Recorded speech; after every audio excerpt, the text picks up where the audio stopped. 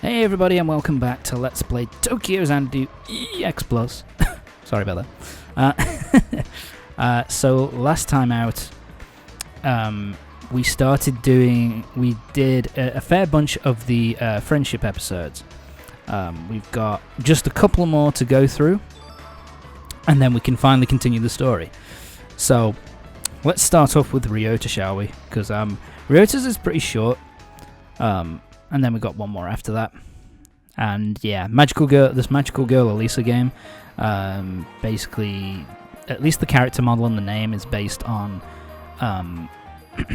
a character from Trails of Cold Steel, the Trails of Cold Steel series, which was made by the same developers. So yeah, it's an interesting way to do it. Oh, and this is something else. This is a game, a card game, which is in Tokyo Xanadu. Sorry, which is in Trails of Cold Steel as well. It's kind of amazing how now that I've played Trails of Cold Steel, this is the fishing game from Trails of Cold Steel too. How much Tokyo Xanadu reused from the Trails series, which is kind of cool. But yeah. So yeah, we're playing games with Ryota because, you know, got now fucking better to do.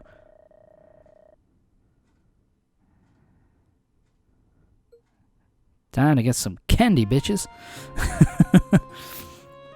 The Red Dragonfly. I don't think that's a reference to anything. It's just the name of the store, basically, here. The candy store. I don't think that's a reference. Yeah. To be fair, we don't really have that many of these around here anymore either. I remember when I was younger, there used to be like an old school kind of candy store that I always kind of dropped into, or that my parents or grandparents always took me to.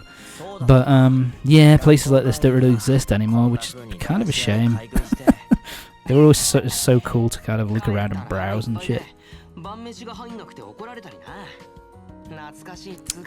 But yeah,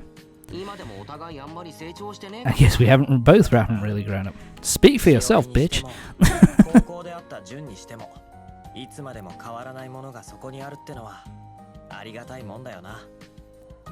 Yeah, so it's I kind of like this little section that they have. You know, I kind of like this section with Ryota, where it's kind of it's something I think kind of nice to see that like Ryota's, Shiori's and Jun's kind of friendship for Ko is kind of like a anchoring thing. Kind of, he's dealing with all this kind of crazy shit. And that, you know, being able to go back to these guys and just chill out, have a good time, you know, and just shoot the shit and enjoy each other's company, kind of anchors him back into the real world, so that he doesn't have to be so that, you know, he doesn't go fucking nuts. And I kind of like here that he's kind of like, yeah, man, you've got to get out there and you've got to do it. You've got to help Asuka and everybody else in your group, but at the same time, don't leave them behind too much. You know, hang out a bit, which I kind of like. And our Bomb Ryota got stronger. He's at rank 4 now, so yeah, that's kind of a little bit of a spoiler as well for later in the game.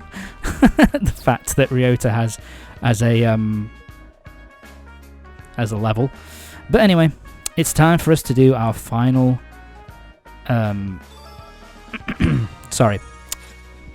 it's time for us to do our final friendship episode of the chapter, and we're going to be hanging out with Shiori this time.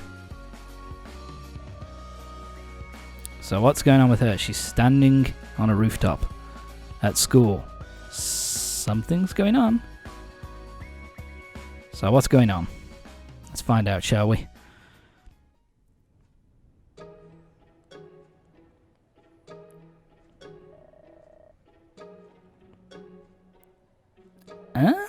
So yeah. Shiori has been sent a love letter from some dude she doesn't really know, I think, at this point. I don't think she knows who it is at this point. So she's been called out here. Boy from the class next door. There you go. So she knows. Yeah, so she does know who it is. Sorry. So yeah, so she's been given a love letter by this guy. And she's been called out on the roof to kind of answer him and all that kind of thing.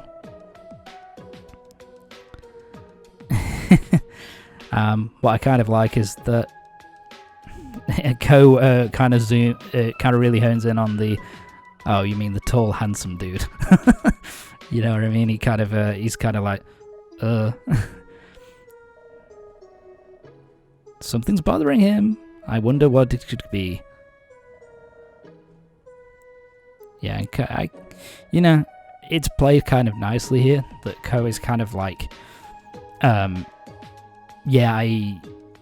it's about time he started dating, like, you know, trying to be supportive and all that kind of thing. But in the same time, he's kind of like a little bit put out, shall we say, about this stuff. So she wants, and I think it's kind of nice. I also think this is kind of a nice thing, which I didn't really notice until a few playthroughs. That she asks Ko to kind of hide and stay out of sight, but she wants him to kind of see what's gonna happen, which is maybe a bit of a hint as to what she's gonna say.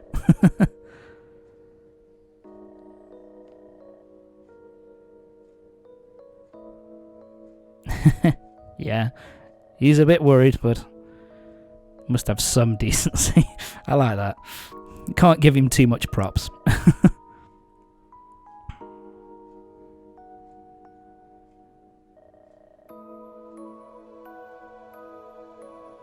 As her friend, of course, nothing more.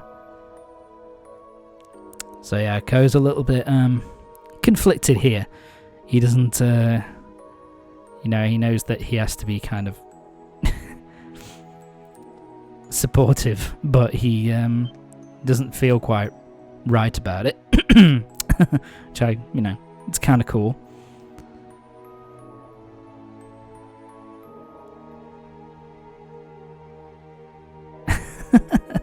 But I like how, you know, and again, this is kind of cool how pissed off he gets here. To be fair, I can kind of, you know, to be fair, it's understandable. You know, he's kind of looking away. He's not really concentrated on what's going on between them, and he just looks up and sees her kind of on the ground holding her face, and he's kind of standing above her, so it kind of does look bad. But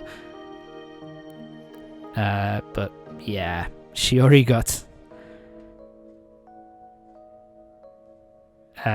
so yeah, she got dust in her eye, and she was trying to get it out, and that's why it kind of hurt. And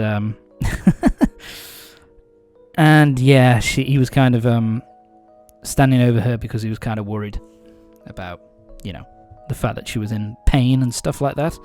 And so Ko's completely in the wrong. Never stood a chance, huh? Yeah.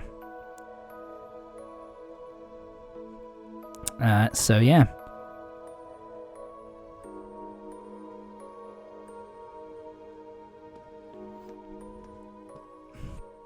So yeah.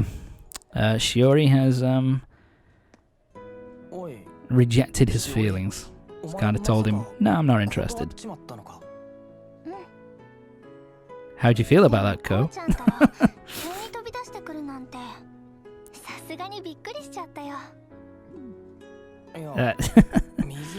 Yeah, Ko. Ko really jumped the gun.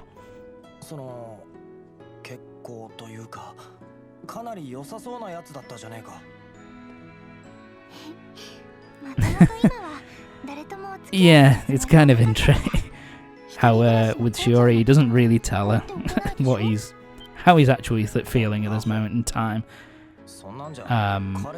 That he's really not, you know, that he maybe has serious problems with her doing, you know, with her doing what she's doing. But yeah, he's not going to tell her.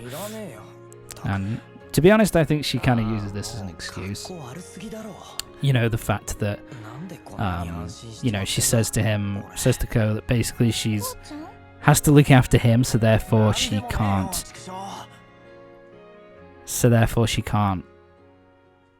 you know, accept his feelings or do anything about that. But I think she's just using an excuse. She really likes him. But she's not gonna, you know, so she's not gonna do anything like that. But she can't really admit her feelings to Ko yet, so yeah, kind of stuck there, but whatever. Alright, so now we're done with all of the friendship episodes. We've done all the side quests. We've done the additional eclipse as well. So it's time for us to continue with the main story, and we're going to finish our free time and have a chat with Yukino and get on with our part-time job.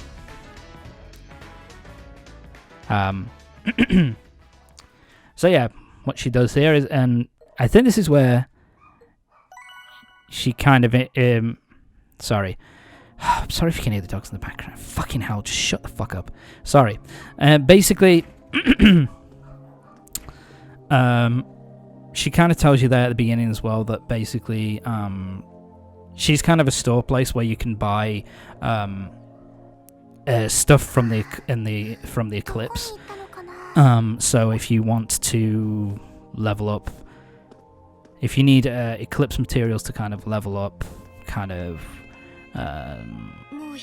weapons and abilities and that kind of thing, then you can go to her and you can get them with no problems whatsoever. So yeah, but Ko's done with his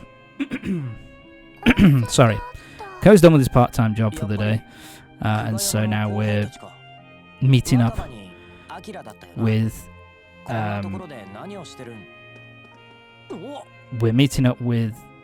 sorry, Ko has seen Wakaba and Akira, basically two members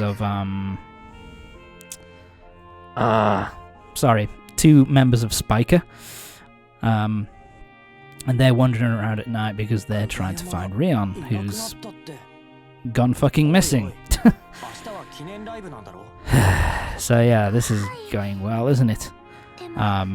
So basically Rion's gone missing, and these two she didn't show up for rehearsals. The dress rehearsal was today, and she hasn't shown up, so now they've gone off to try and, you know,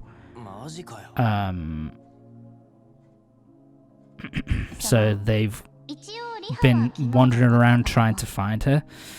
And of course this doesn't really make a lot of sense, considering that earlier on in the day she talked to us and basically said that she, you know, is basically done with rehearsals now, and she doesn't really need she doesn't really need to go to rehearsals at this point because they're kind of basically done. So she's kind of lied to us, and she's kind of disappeared without a trace, without telling the other members of without telling the other members of Spika what she's doing as well.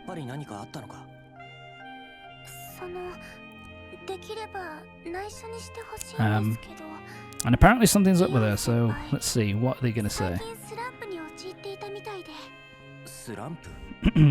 Yeah, so apparently she's been fucking hell. Sorry. Been in a bit of a slump lately.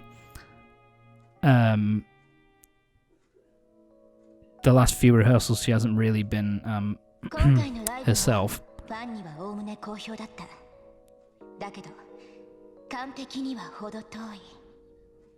Yep, could have been better. どういうつもり、リオン。鳥の曲、明らかに抑えて歌っていたわよね。あなたならもっと全力 So で歌 yeah, えたはずでしょ。 weirdly enough. やってるって。 She was holding back in her あなたね。 in the vocal in her part of the performance. She was apparently holding back, not giving it her all with her singing. So yeah, they're trying to find out what the fuck's going on here.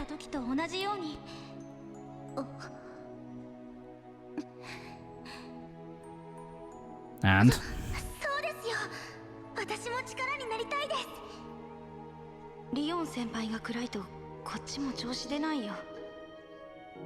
so yeah, why don't you tell us what's going on here, Rion, for God's sake.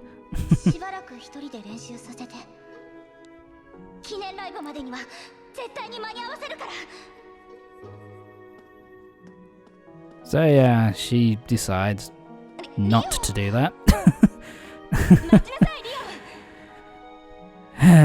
So yeah, she decides to run off and basically say that she's needs some and she needs some time by herself to kind of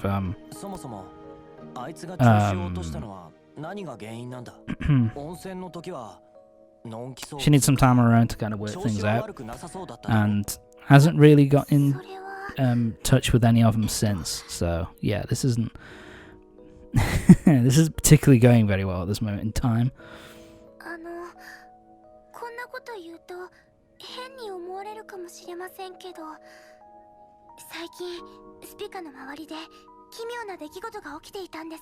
So yeah, this is where we get a hint of that stuff is kind of been going kind of weird, kind of in the realm of the XRC stuff. Basically, during their recent concerts, the people, the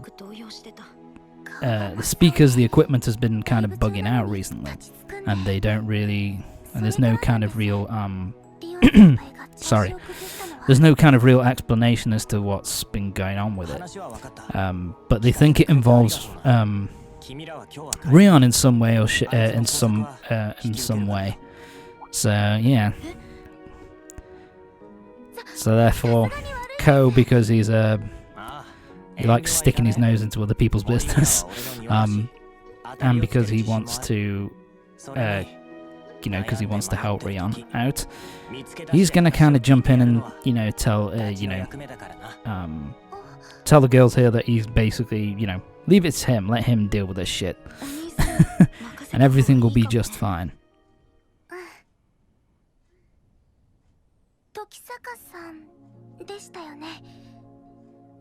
So yeah, they're gonna leave it to Ko to deal with this shit and sort it out.